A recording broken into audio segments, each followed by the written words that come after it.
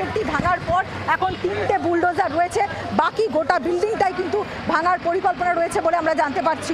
একেবারে রাস্তার ওপরে এই 5তলা বিল্ডিং এর যে একটা টিনের শেড, সেই টিনের শেডটা প্রথমে নিয়ে ফেলা হলো বুলডোজার দিয়ে। তার কারণ যে টিনের শেড সেটা ফুটপাতের ওপর পর্যন্ত চলে এসেছিল, সেটাও বেআইনি ভাবে, এবং ওপর পর্যন্ত চলে এসেছিল সেটাও বেআইনি ভাবে। এবং দুবার এখানে আমরা দেখেছি যে একেবারে শুধু টিনের শেড নয়, কংক্রিটের যে বিল্ডিং সেটাও কিন্তু ভেঙে ফেলার কাজ এই মুহূর্তে বুলডোজার শুরু করলো। অর্থাৎ প্রথমে যে টিনের শেড সেটা ভাঙা হলো, এই 5তলা বিল্ডিং সেটা কিন্তু পুরোটাই বেআইনি। তার কারণ পঞ্চায়েতের কোনো রকম কোনো অনুমোদন নেই। এই মুহূর্তে যে ছবি সরাসরি দেখাচ্ছি যে একেবারে টিনের শেড প্রথমে ভাঙা হলো, টিনের শেড ভাঙার পর একেবারে তারপরে বিল্ডিং এর ভাঙার যে কাজ সেটা শুরু হয়েছে।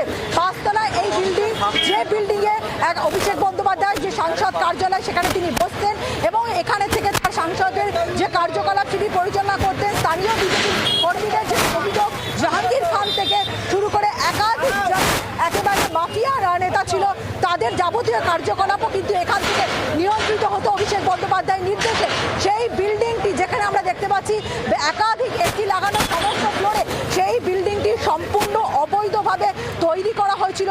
তার কোনো রকম কোনো প্ল্যান নেই। এটা পঞ্চায়েত এলাকা, সেই পঞ্চায়েত এলাকাতে একটা যদি বিল্ডিং বানাতে হয় সেক্ষেত্রে তার একটা স্যাংশন প্ল্যান থাকার কথা, কোনো রকম প্ল্যান নেই। তার সঙ্গে সঙ্গে বিল্ডিংটি যেভাবে বানানো হয়েছে সেটাও অবৈধ। একেবারে তোমাকে যে ছবি দেখাচ্ছি, কংক্রিটের যে বিল্ডিং সেটাও কিন্তু এই মুহূর্তে ভাঙা শুরু হয়েছে। অর্থাৎ প্রথমে যে টিনের শেড সেটা ভাঙা হলো, এইবার কিন্তু বুলডোজার দিয়ে বিল্ডিংয়ের যে দেয়াল সেটাও ভাঙা হচ্ছে। অর্থাৎ পুরো বিল্ডিংটিকে কিন্তু ভেঙে গুড়িয়ে দেওয়া হবে, এমনটাই কিন্তু প্রশাসনের তরফ থেকে নির্দেশ দেওয়া হচ্ছে। সাধারণত যেটা নিয়ম থাকে যে যাদের বিরুদ্ধে এই ধরনের অভিযোগ তাদেরকে নোটিশ দিতে হয়, সেই নোটিশ তাদেরকে দেওয়া হয়েছিল, তাদেরকে শুনানিতে হাজির হতে বলা হয় এবং শুনানিতে এসে তাদের যদি কোনো রকম কোনো বক্তব্য থাকে সেই বক্তব্য পেশ করতে হয়।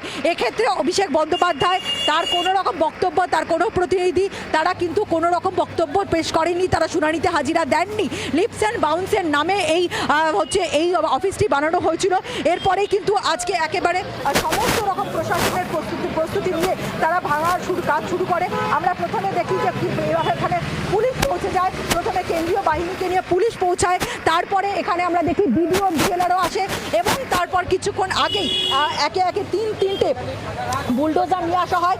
সেই বুলডোজার নিয়ে এসে কিন্তু এই গোটা বিল্ডিংটি ভেঙে দেওয়ার যে কাজ সেটা কিন্তু শুরু হয়েছে। মানে পিয়ালি, অভিষেক বন্দ্যোপাধ্যায়ের তরফ থেকে কোনো প্রতিনিধি, তৃণমূল কংগ্রেসের কোনো কর্মী সমর্থক, মানে কাউকেই এই মুহূর্তে ওই চত্বরে দেখা যাচ্ছে না, কারণ তাদের কাছে কোনো উত্তর নেই। পিয়ালি, একেবারেই দেখো, এর আগে তোমার মনে থাকবে আমরা দেখেছি যে শওকত মোল্লার ছেলের যে ক্যাফে সেটা বেআইনি ছিল, সেই জমি দখল করে সেখানে তৈরি করা হয়েছিল, সেখানেও ইডি এসডিও অফিস থেকে নোটিশ দেওয়া হচ্ছিল। এক্ষেত্রেও নোটিশ দেওয়া হচ্ছে। আজকেও অভিষেক বন্দ্যোপাধ্যায়ের কোনো প্রতিনিধি, অভিষেক বন্দ্যোপাধ্যায় নিজে বা তাদের কোনো রকম প্রতিনিধি তারা এখানে নেই। এবং যদি এটা কোনো রকম ইল্লিগালি না তৈরি হতো, যদি এটা বৈধ প্ল্যান অনুযায়ী তৈরি হতো, তাহলে নিশ্চিতভাবেই কিন্তু এখানে একদম তারা শুনানিতে হাজির হতেন, তারা বক্তব্য তাদের রাখতেন। কিন্তু যেহেতু এটা ইল্লিগালি বানানো হয়েছে এবং সময় দেওয়া হয়েছিল, তারা সেই সময়ের মধ্যে কোনো রকম কোনো জবাব তারা দিতে পারেননি। এরপরেই কিন্তু যে ভাঙার কাজ সেটা শুরু হয়েছে এবং তুমি সেই ছবি দেখতে পাচ্ছ। প্রথমে টিনের শেডটিকে ভেঙে দেওয়া হলো এবং টিনের শেডটি ভাঙার পর এখন 3টে বুলডোজার রয়েছে, বাকি গোটা বিল্ডিংটাই কিন্তু ভাঙার পরিকল্পনা রয়েছে বলে আমরা জানতে পারছি।